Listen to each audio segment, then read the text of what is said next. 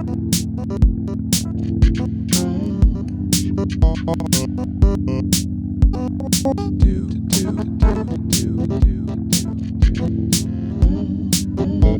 to die. Hey, greetings, and how are you now?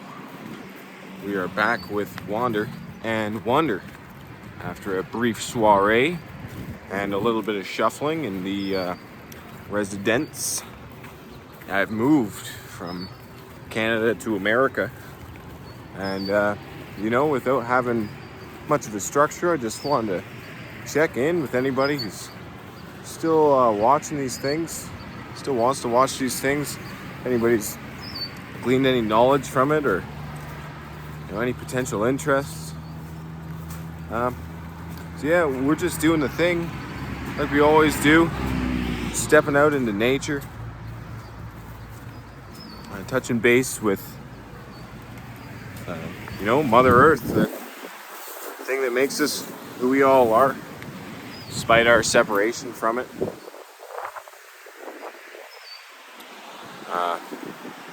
Notice already that we're outside, and the straight angles are that which are made of man. We have these benches, 90 degrees, 180 degrees. Even these measurements are somewhat arbitrary, as is number in the decimal system. We count to 10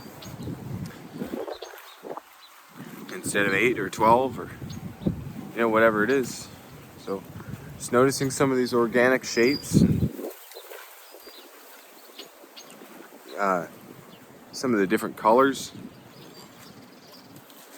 things we're not necessarily used to. Indoors. There's lots of things like this here, to house the various birds and bats, wildlife.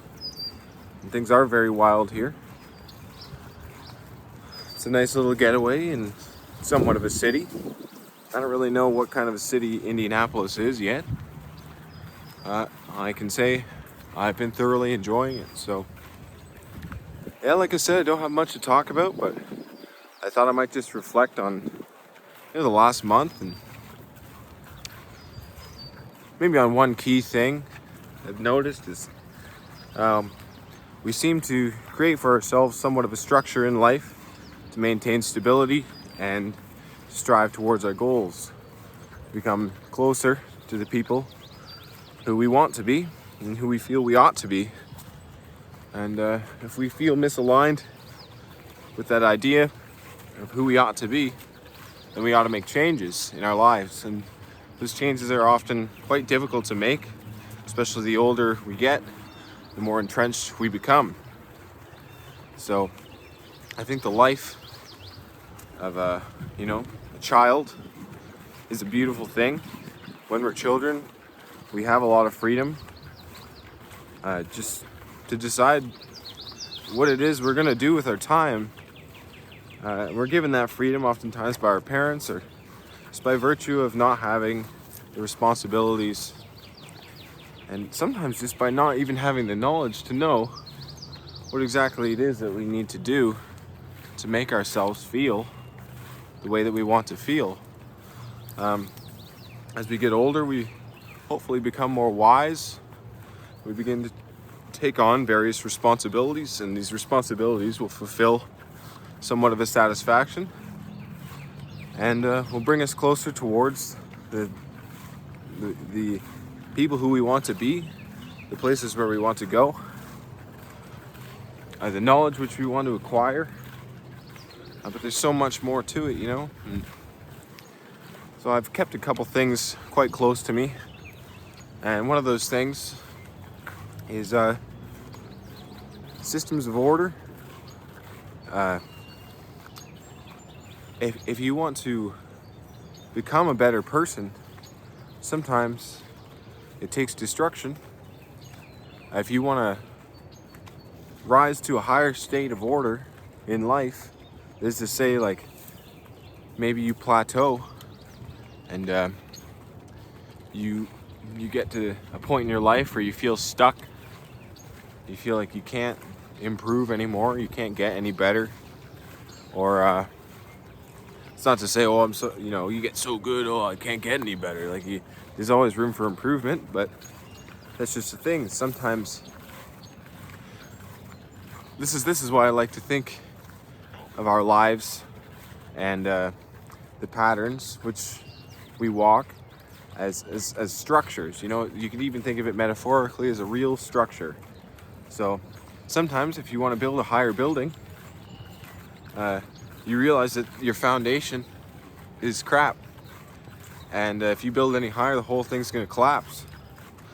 And sometimes that collapse is necessary, because what it does is it forces you somewhat to create an entirely new foundation, with the knowledge that a stable foundation will create the necessary base for you to reach higher heights. And this is just it, like with a marriage or with a relationship with a loved one, or with a job.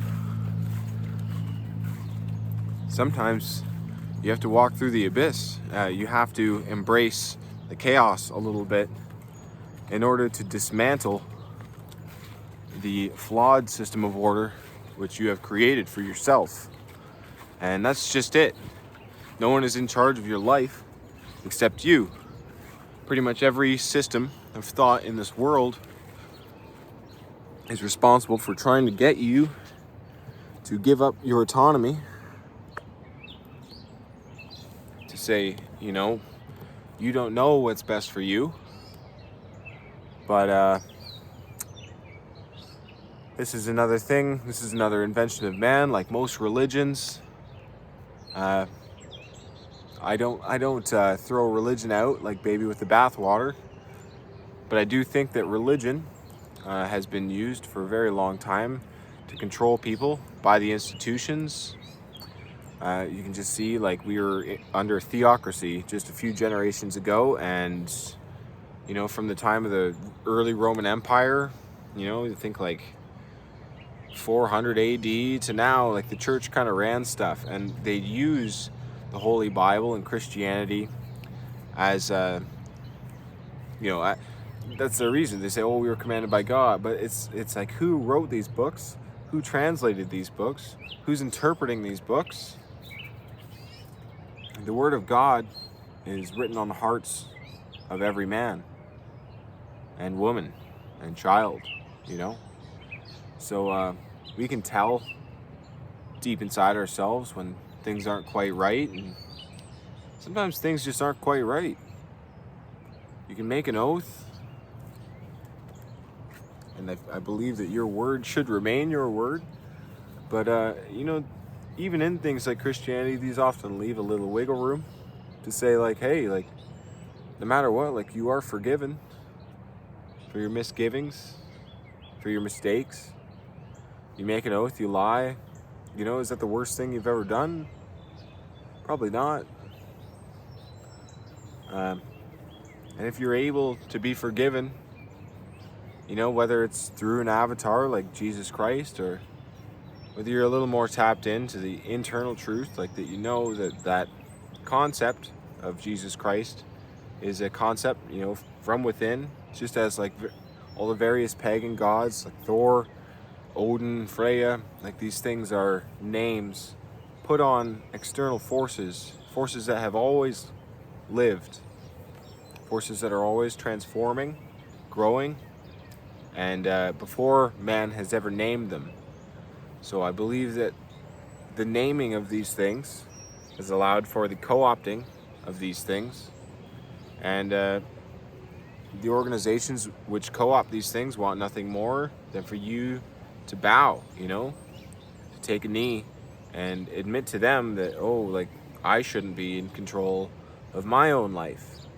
But we as individuals, and this is often, what the judicial system of the United States, it always comes back to this, is that each man, each individual, not just men, man, I sometimes think about that, like, oh, mankind, and you look at romantic languages and things are gendered, and oftentimes the neutral noun is conflated with the masculine. So you got to think about that with English. And when we say things like mankind and every man, it's like that really means like every individual. Like it's neutral. So just think about the divine spark inside every man, you know, and this gives us the choice, this gives us the knowledge, this gives us direct connection with the Creator. And whatever you want to say about God or religion or anything, I believe it is undeniable that all life is connected and that all life comes from some sort of intelligent design. And I think it's beyond our conception to think of a creator, you know, as as a human being or as like a real physical deity, but we are made in the image of God. These are things. So we can sense this same sort of reflection in nature. You know, you look at the veins in an arm. All right, well, my veins aren't super popping right now, but you look at the veins in an arm, and you look at the veins in a tree or in a leaf.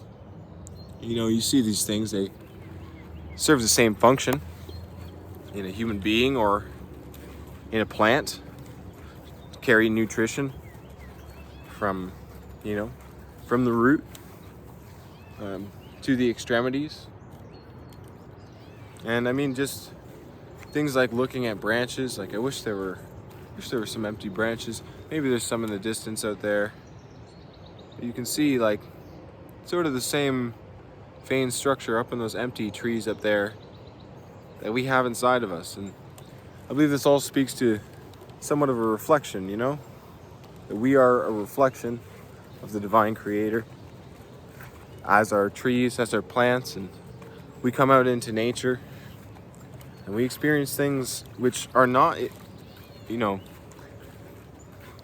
not extremely loud to our frontal conscious mind. Like we experience things like color without even realizing it. All around me right now is green. Just so happens I'm also wearing green. And sometimes we think of these things as, synchronicity, whatever. That's kind of besides the point. But we experience things on a level which is far beyond the conscious. And that's why sometimes when things just simply don't make sense, but you know that it's good for you. It doesn't feel good, but like, what do you know about feeling? What do you know about what's good for you? Oftentimes people are just so distracted by their feelings, that they can't see the bigger picture. One thing that's really helped me out is the alchemy of working out.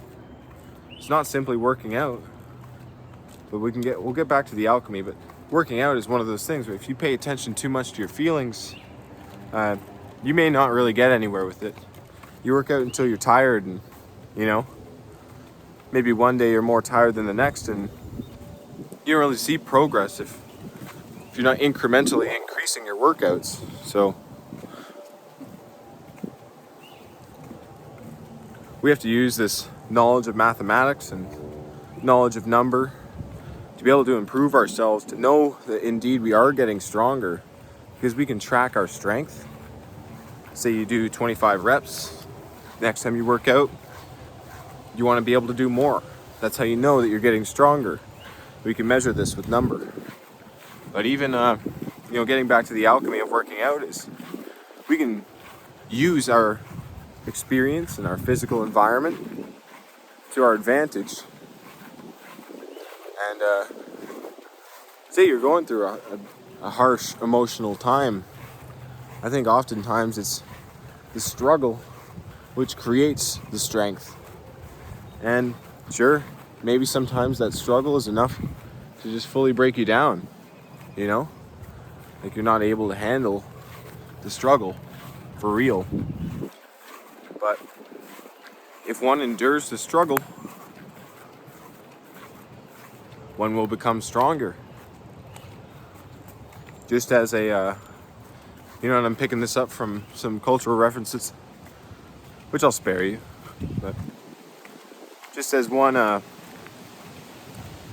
can observe a moth in a cocoon, it's this thick outer shell, and this thing is inside there and it's struggling to get out. It started as a, whatever they start as, caterpillar or whatever, or silkworm, or however moths start. They're in there and there's this little tiny hole and the moth's trying to break out and it's struggling. And we, with the knowledge of what the moth is trying to do, could help the moth, by cutting open that hole and letting it free. But without the strength required to break through the cocoon itself, the moth will not be strong enough to survive in this world. And you could think of breaking out of the cocoon as the moth's test, The world provides a struggle to give strength to the entity. And as human beings, as simple as we are, there are very complex things which happen in the drama of life. And we must remember that we are not in control as much as we like to think that we are. Like, we are only in control of so much. And it makes me think of this serenity prayer from Narcotics Anonymous. That's another thing, like, I am clean now. I'm a week sober. Not to say I had a terrible drug problem, like something like opiates or cocaine or anything, but I was smoking a lot of cannabis. But I do believe it has its use. I'm not throwing cannabis under the bus, just like I wouldn't throw coffee under the bus, for example. But I think that when we depend on something simply to, regulate our moods so we're not assholes, and so we can just handle everyday life, I think that those things are a deficit, and I think that they remove us from our connection with God, our natural connection with God. You shouldn't require something external to connect with God, other than the bare essentials, which are food, water, sleep. We start to have other things like light and friendship and love and these sorts of things, but these concepts become more abstract. We obviously need calories, that's our energy, but something like marijuana is, you see people living without it, so why would I need it? And the struggle that you experience, when you are quitting a drug, when you're going through unemployment between jobs, when you're feeling the emotional turmoil of a divorce or a breakup or moving out from, your ex-girlfriend's apartment or anything like that, those feelings are the ones that are trying to make you stronger as an individual. And if you fail those tests, the world can destroy you. This world is, equally a beautiful and terrible place. It's the earth is merciless, and if you fail the test, who knows, like, what kind of abyss you'll feel yourself being dragged through, and it might take you years to get out, if you ever do get out. But that's why it's important to acknowledge the reason for the struggle, and that things are not as random as they may seem. Certainly things may happen randomly, but the thing in of itself, if it is giving you a struggle, if it's testing you, can be seen as a way to try to make you level up as a person, just to gamify your life. You can think about life sometimes as a game, and you can exit game reality anytime you want. Sure, no one's stopping you from doing that. But there is a consequential feeling which will result from even exiting game reality. And that's something that you're going to have to struggle to deal with too. That's why meditation is so hard for people. Because you exit game reality. You say, I'm not going to play the game right now. I'm just going to sit here with it, I'm just going to sit here with my life. I'm not going to do anything active. I'm going to be intentionally inactive just to see if I can acknowledge that I am part of a game and that I can decide to stop playing. This is just a thing, like people often say, the universe provides or God provides. And if you do exit game reality, you aren't making any money. How are you going to eat? How are you going to survive? And, the universe works in mysterious ways. God works in mysterious ways. Whatever you want to call that overarching. I feel like God is more appropriate because the universe seems to boil everything down to, like the word the universe seems to boil everything down to, the material. And there's so much more than the material happening.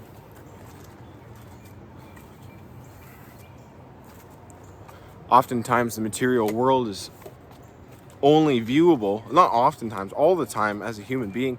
We like to think of objective reality, but really all we have is our subjectivity. And all we can do is view that through our own lens. And our own lens is affected by the ways in which we live.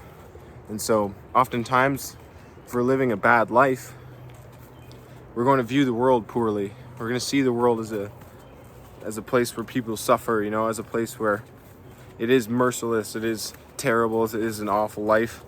And sometimes that's too much for people to handle. Like people do commit suicide, which I believe is a great tragedy in all cases. Suicide not to be conflated with sacrifice, because I do believe that sacrifice has a place in this earth. But your frequency, to use some new age terminology, is what you frequently see. So the world that you create for yourself, oftentimes exerts from you and is observed by people who are looking onto you. So to raise your frequency is, to do your part in the raising the frequency of this world. You can think just frequency is like something like low vibrations, think Beach Boys song, like good vibrations. Like there are things which we are given in this world which make us feel good, This is why at the end of traditional yoga practice, people will say namaste.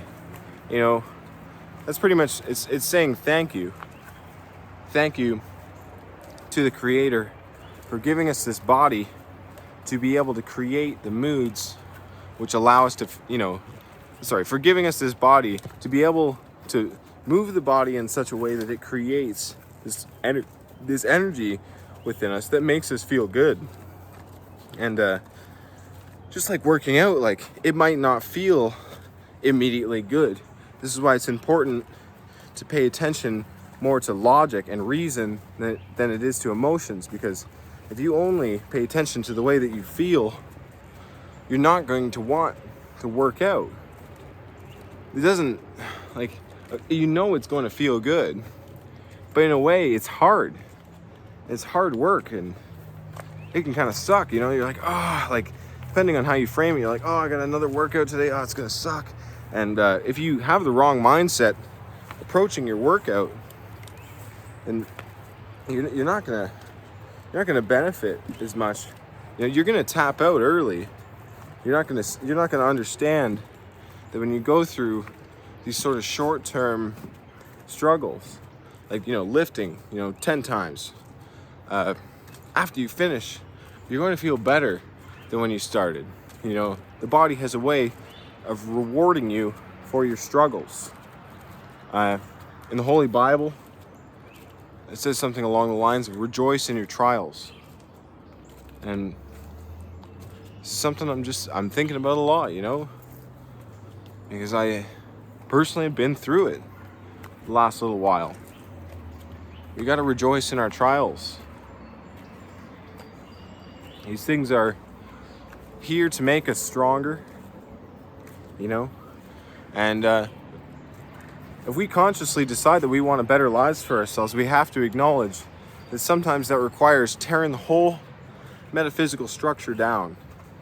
And without that tower to live in, to make a tarot reference, without that tower, like you're in chaos. And sometimes, it's not up to you whether or not you're gonna jump out of that tower. So count yourself lucky that you are even in control of whether or not that foundation is destroyed, that tower is destroyed, that house. Because spiritual impoverishment is very difficult. Physical impoverishment is very difficult. To find yourself without, and you're so used to being with, it can be very difficult. It's not an easy task for anyone, especially the older we get and we become more set in our ways. To find yourself having lived in a certain way, with a certain structure for so long, and it having served you in so many positive ways, but then to know that you have not reached the highest pinnacle of your own human potential in this one life that we're given, and who we are is up for debate, and whether we have one life is up for debate. But we can know for sure that we are here now, and our moment of, our moment of the most power is right now. If there's something that we need to do, we can always put it off until tomorrow, but that will often cause tomorrow to come and tomorrow to remain tomorrow, When tomorrow becomes today, tomorrow is the next day.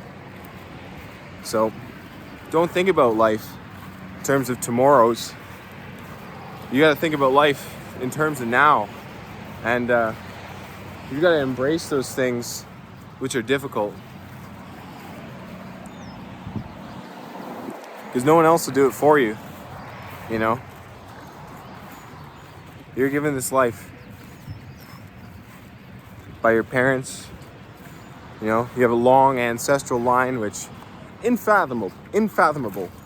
I've done the math, perhaps on this channel even before, but let's just go through it. Because we're here, again, just talking about stuff. So you got two parents. Each one of them has two parents, and respectively down the line, every single person in your family line has two parents. This is siblings aside, so don't think about siblings or aunts or uncles or anything, because that's just going to add to this already excruciatingly large number to conceptualize. But we're going to have to think in averages here. You got two parents. Let's say the average length of a generation is 25 years. My parents gave birth to me when they're 28. Some people, give birth when they're 20, 14, 35, whatever it is. But let's just say, for the sake of easier math, we've got 25 years per generation. And this is the amount of life experience that's gone into creating you as an individual. So you got two parents, you got 4 grandparents, you got 8 great-grandparents, you got 16 great-great-grandparents, you got 32 thrice great-grandparents, you got 64 we're gonna go 4th great-grandparents. We're just gonna keep going up. So 16, 32, 64, 128, 256, 512, 1,024, 2,048, 5,096. We're tracing still less than 10 generations here. 10 generations. And you're looking at 5,000 people and just belonging to that, that 10th generation back. These numbers add up really quick. Because if you think 10 generations, I might be screwing up the math here slightly, but you get the point. 10 generations back, you got 10,000 ancestors. That are just your parents and your grandparents, etc. Not including your aunts and uncles and your sisters. People had more than one kid, right? And that's just that 10th generation in which there's 10,000 people came to create you. See that bunny? Sometimes we're graced with nature, We come out and we see beautiful things. This is a very small rabbit. Very small. Beautiful little thing. Just another creation, you know, and just like us, 2 eyes, 2 ears, the symmetry, the nose, the mouth, the arms, the legs. It's smelling right now. It's checking out the world. Hopping around. There it goes. Beautiful.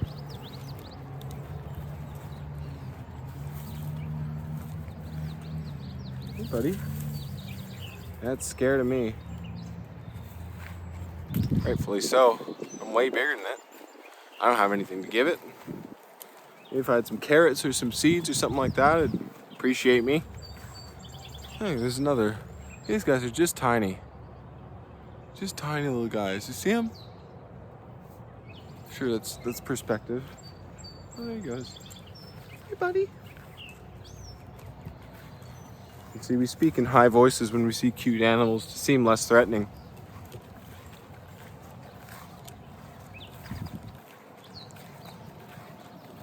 I think it's interesting how instinctual that is, how it's built in when we see a cute little animal or a little baby. We go, oh, look at this little baby. It's built right into us. Truly a beautiful world, which we are part of, you know? Not just in our 4 walls. Oh, look, there's a cat over there.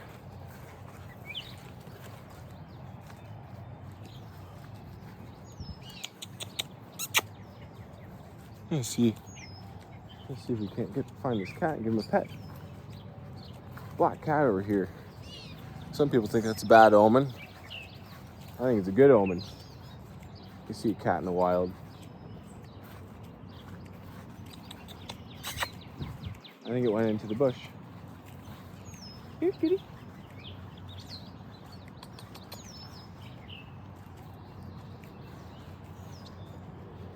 Oh.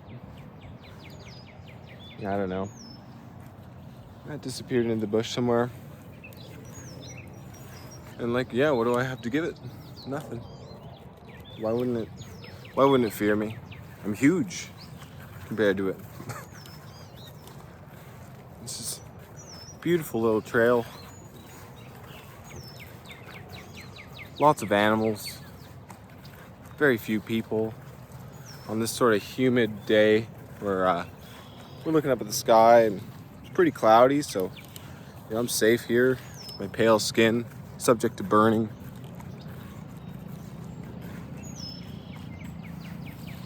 It's important to just get outside, you know, connect with your roots and, you know, see yourself in nature. Smell the smells. It's really healthy for you, and probably in ways I don't even understand. You know, just to see, like neurons firing, right? Like flowers, colors, all the detail and all this beautiful design, you know? This is Wander and Wonder. I had nothing to say when I started this video except just, you know, just hey, here I am doing my thing. Honestly, I love all you guys that watch this, and I really appreciate the viewership. If I could recommend you do anything today, it's just try to work out. Like try to find some limit. Push the limits of your body, you know? Find the limits. The workout, it doesn't have to be just for jocks and for dudes, you know, for swole dudes. Like, I think it's a real crime to not understand what the body is capable of doing and to not train it so that you can become better. We're all connected, you know, just as duality is a thing. I believe the unification of opposites is part of duality. And I believe that the unification of opposites occurs within the man or the human, you know, getting back to that thing again. And a healthy mind is begotten by a healthy body. So if you want to become a clearer thinker, like get off the drugs if you can help it. Try to work out as much as you can. learn about where you come from. You know, learn the design of your particular person. You know, because people from different regions. This is not to say that you've switched regions so many times in your life, but people from different regions. Like I'm a Northern European, Scandinavian, a little bit of Italian. And I don't know much about my ancestors, but a lot of them were farmers. These are the things which we have come to know. You know, nature. So learn about your own nature. You know, become in touch with who you really are on a deep level. Like your blood carries the spirit. I had this theory about why flags are considered so important, and why you shouldn't have a flag on the ground, sort of thing. And oftentimes I think of a flag as metaphorical for blood, and you think the generations which are to come will carry the blood of the current generation. And if you aren't having children, if you don't plan on having children, your blood eventually will become one with the earth, like one with the ground, and there will be nothing left to carry it. And in a way, this to me speaks to the concept of a nation. You know, in our body, we hold the spirit of our ancestors, of our hereditary lineage, and every single person is made for a specific purpose. You know, whether or not they figure that out. Some people may never figure it out. They may go through their life, thinking they're an idiot because they're a fish being judged on their ability to climb a tree, or they're a musician being judged on their ability to, haul bricks, build a house. In my own case, not to say that wasn't enjoyable, it didn't feel right, and that might be my own personal flaw. Like, try to humble myself to know that it's like, maybe I didn't see the bigger picture at the time, and maybe that was a trial that I failed. But it led me to where I am now, and there's no looking back. We can reflect, we can look back at who we once were, and the mistakes that we made, the choices that we made, whether or not it was the right or the wrong choice. But our moment of absolute power is right now. So we have to put our entire lives in context based on that, to know who we truly are, to gain knowledge of ourselves. And if we gain knowledge of ourselves, we may act more effectively in this world. And I think it's a lifelong journey to figuring out what your purpose in this world is. I don't think that anyone will ever have it completely figured out. But I know for a fact that, just me sharing these videos with you is part of my purpose. I am a thinker. I am a philosopher. Philo, love. Sophia, goddess of wisdom. I love wisdom. I am a philosopher. And what is philosophy without walking, without talking? I don't believe in armchair philosophy. I haven't personally read it myself, but I recently came across the fact that Friedrich Nietzsche, German philosopher, said, never trust a thought which is formed indoors, So we go outside and we're inspired by this beautiful landscape, which, we are not a virus on this planet. I think of human beings as potential stewards of the land, We're given the knowledge passed down of plants, medicinal herbs, what looks beautiful. And we're able to apply that knowledge just like it's been simply applied in this trail, just to create a walking path. This is accomplished by men, just to give other men the space to move, space to think, space to reflect, space to become one again with nature, to not let themselves be removed from our natural environment. And although we may be losing the skills that were required to just thrive exclusively in a natural environment, And you can think of the duality of natural, artificial, like artificials, like it's an artifice, like it's artful, like we built it, like it's something that's created by us. But if it's created by us and it's not, and it separates us from the greater creation, the outdoors, you think the indoors, the outdoors, then we can be certain we are not experiencing the full picture. So to go outside, to see the creation in all its true glory, like you really get an inner sense of belonging, and that's a beautiful thing. We're given lungs to fill with air. And that's probably the deepest breath I've taken, this whole 40 minutes. And doesn't that feel good just to have been able to breathe deeply? If you want to just take a couple breaths right now, like take the deepest breaths that you've taken all day. Don't breathe backwards, like breathe deep into yourself, and when you breathe in, let your stomach expand,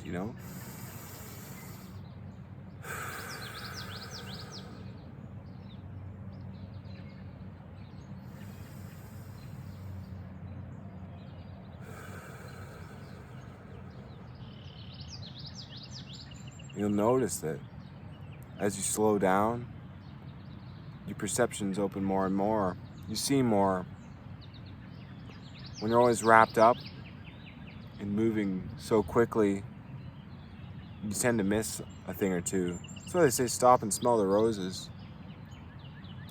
I think a lot of worldly wisdom is carried in colloquialisms and short little sayings. And if they didn't mean anything, I don't think that they'd stay with us. This is just like with old literature or anything like that. Like if it didn't mean anything, it wouldn't stay with us.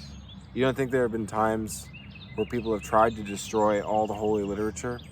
Like destroy all the Bibles, destroy all the Qurans, destroy all the Bhagavad Gitas. These things stay with us, Just like these stupid little sayings. You win some, you lose some. Stay humble. We're going to lose from time to time, and it's something that we just have to accept. It doesn't make you a loser. As long as you keep trying your best. And whatever you think your best is, like don't be limited by that either. Because you're more than you think you are. You're more powerful than you think you are, because you and everyone else is tapped in to true spirit, like true godliness. Like it is an endless wellspring of power, of knowledge, of love, and it comes from within. You can notice this, and this is a technique I've been using to try to work out better.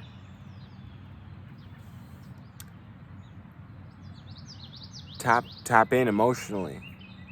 Like before and during your workout, ask why are you doing this? Like what are your real reasons for trying to do this? And some people, they just don't want to be fat. Like sure, they want to get that six pack or whatever. But the real reason that I'm working out is because I became a danger to myself. I was given more than I knew how to handle. And if we think of ourselves like a capsule, like a battery, and we're given too much fuel, the battery simply cannot contain it. And what happens to that excess energy? Well, it's either wasted or the whole thing just explodes. And if you've ever felt out of control with energy, like you're just flipping out, freaking out, yelling at people, like that's energy. It's exhausting to be manic. It's exhausting to be extremely anxious and to not be able to stop and slow down. Like nature's not in a rush. Nature doesn't hurry. Even the rushing river is simply going at the pace of the river. It's not becoming exhausted. So when we are able to invoke those powerful emotions during a workout, we're breaking our body down in order to tell it, this is what I want you to be capable of, And if we reach our threshold, like if we reach our real limits, with the things that we're trying to do, whether it be reading or walking or working out or, being social, being active in a community. Every time you go to sleep, and sleep is important, it's not inactivity. Sleep tells your body, okay, next time you wake up, based on what we did that previous day, we got to be better at this. And a lot of rest and relaxation times, are useful for building your body back up to the point where you can handle even more than you could before. So invoke everything that you need to invoke. I having recently, gone through a breakup and moved out of the house, got between jobs, things like that.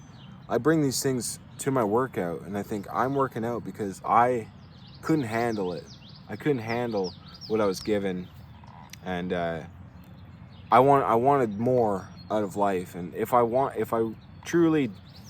gonna deserve more out of life, I need to be able to handle more.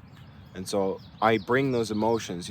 I listen to songs which remind me of the thing, because it's one thing to think, it's another thing to become directly involved, like to really have a relationship with yourself, to know what taps you in. And for me, as a musician, primarily, because I would say that's my primary occupation just in life, not to say that it makes me any money, but that's who I am. I hear music when I go to sleep. I turn on those songs which tap me in, which remind me who I am, where I'm coming from, the reason that I'm doing this. It's not just to get ripped. It's not just, to get smarter. It's because this is who I am. This is what I want to do. I want to be able to handle what I'm given. And so you throw in those songs, and you can think of it as an invocation of self, of experience. When you live a life in context, you'll find yourself more powerful and living more appropriately to the greater cause, your greater cause. And whether you want to say that you're assigned that cause by God, or whether you want to think that you're assigning that cause to yourself. Who are you? Like, what is the self? You'll find endless answers to this question. Because even the self, which can conceptualize of itself, is constantly building on itself, simply by virtue of adding concept of conceptualization. You'll never get to the bottom of who you are. All you can do is strive for greater knowing. So do you really know who you are? I think that journaling, reading, and reflection are very important things as well. If you really struggle to know who you are, you've got to write down what you're feeling. And don't wait. Just keep that journal on you, Even if it's just a note on your phone, it doesn't matter. It doesn't matter the method. I for one like to write, because I got a whole deal with technology. I don't like that we lean on it so much, but it can be a blessing and a curse. Some people think that technology is destroying the world. Other people think that technology will save the world. But regardless of your opinion, we're given tools in this life. And so if you want to use them, go ahead, We may not have these tools in a couple generations. We may have a whole new set of more advanced tools, or we may be, in this technological age, we may just be a speck on, the whole timeline of humanity. Even just the concept of writing, this is a gift. This is why people had gods of writing, gods of communication, like Mercury, Hermes, Thoth, like these old Roman, Greco-Roman, Egyptian pantheons. They had various deities which represented different forces, and the force of communication is very powerful. We have language to be able to express thought so that we can live outside of the moment. This is why I think silence is so important during mindfulness meditation, because your words, which can occur inside your own head, can take you out of the current moment. All of a sudden you just start thinking, oh, I shouldn't have done that. I shouldn't have done, I shouldn't have yelled at that person a little while. And you know, you can keep circling and say, oh, you should or shouldn't have done, but it's even just memory, even just image. This is a form of communication. Like, we have symbols to communicate outside of language. Like, language is something that's removed.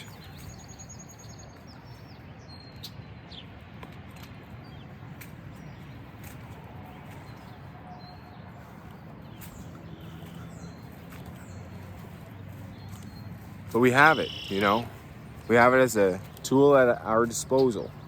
So why not use it, to become more who you are, to understand more who you are on the inside. Again, I really love you guys just for watching. I hope you comment, and if there's somebody close to you who you feel would benefit from watching these videos, or, you even want to make a response video or anything like that to anything I have to say, I'm more than open to those ideas. Because this is really just me trying to share what I think I've learned from this life, and I feel like that's my responsibility as an individual on this earth. So I'd love for this channel to grow. Like, share it with a friend. If you do share it with a friend, just let me know, and I'll give you a shout out, or I'll do something special for you. If you have any topics for future videos or anything like that, anything you want me to comment on, just let me know. Because, we're not pro or anything here. Like, we're just doing our thing. Oh.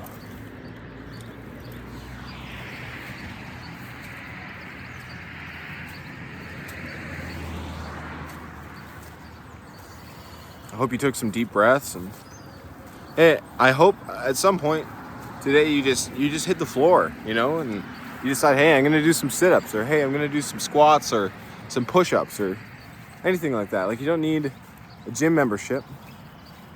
That's another sort of deception of today, is that, to get ripped, like, there's like a mainstream way to get ripped. Like, you gotta pay for this gym membership, you gotta eat all this crap, that may not taste good. Like, there's so much deception.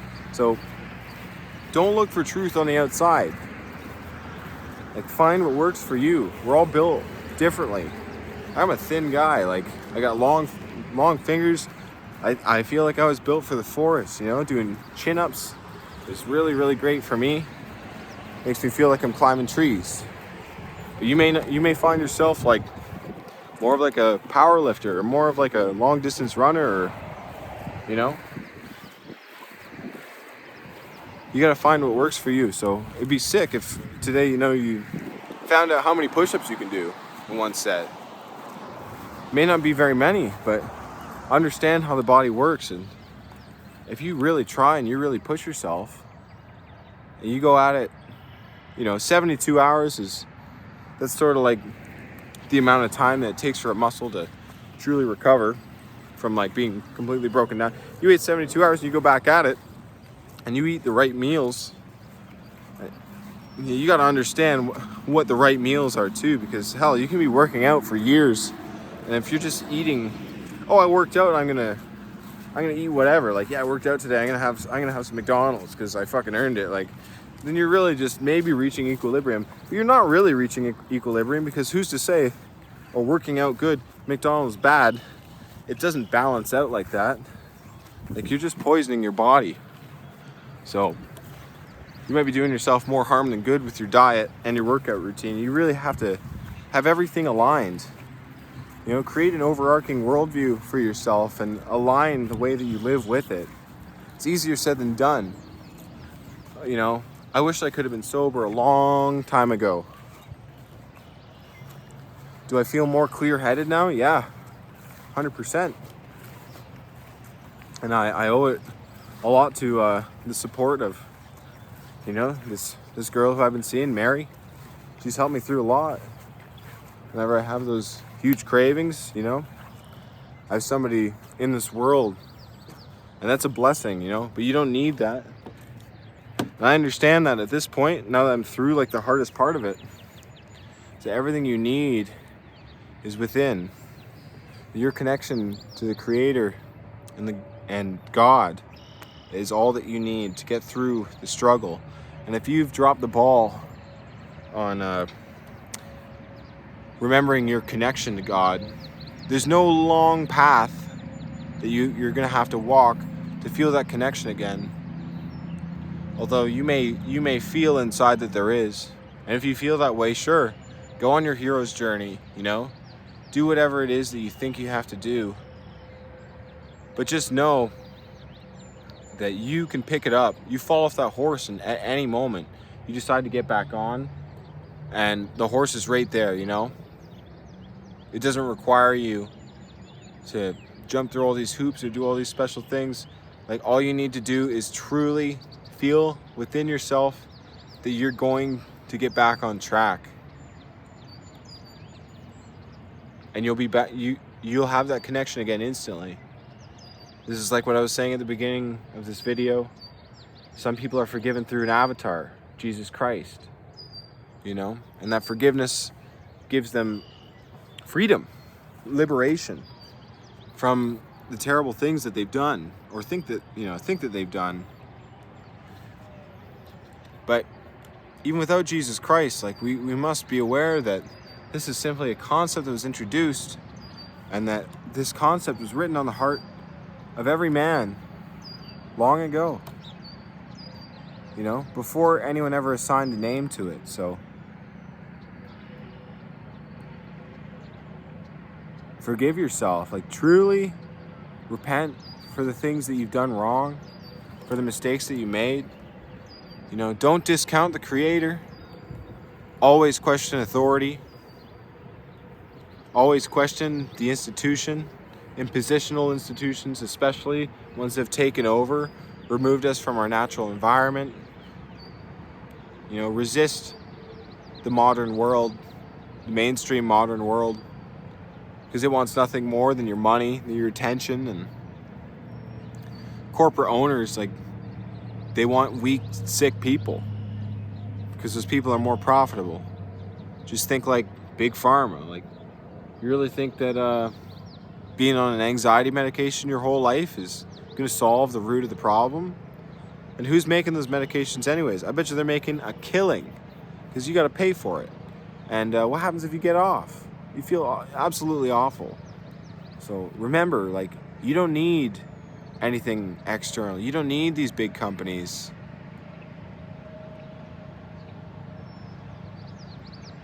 Once you start to take things away, you see that what's truly important in life. And in the Bible it says, men cannot live off of bread alone. And I think that outside of money, it's a beautiful world. We're kind of entrapped somewhat, but we can be in this world and not of it. We could live in the framework that we're given without having to fully escape it. It's great to gain independence and to somewhat escape it, but I think the most wealthy people in this world are people that have sown the seeds of relationships with people that they can trust fully, people with a shared morality, a shared sense of what is right, and even besides those things, just a mutual brotherhood, a mutual acknowledgement of, I'm seeking the best way I know how. And don't listen to anybody that you don't want to be like. So if you don't want to be like me, just discount everything that I'm saying. I feel like my life's getting a lot better, and maybe the way it was a couple years ago, maybe the things I was saying, maybe those things are wrong.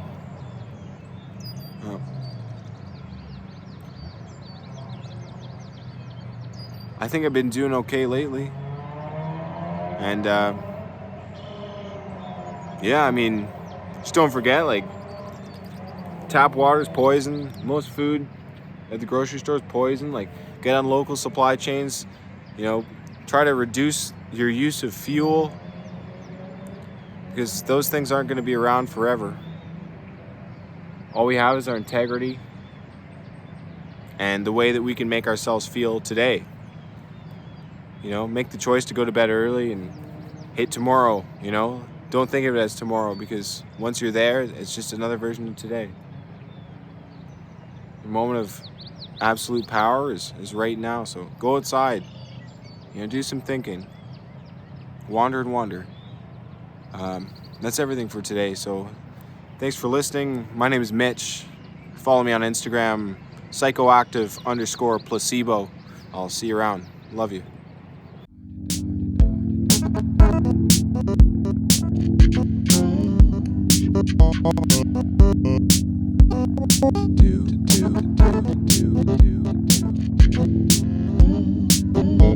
Or to die.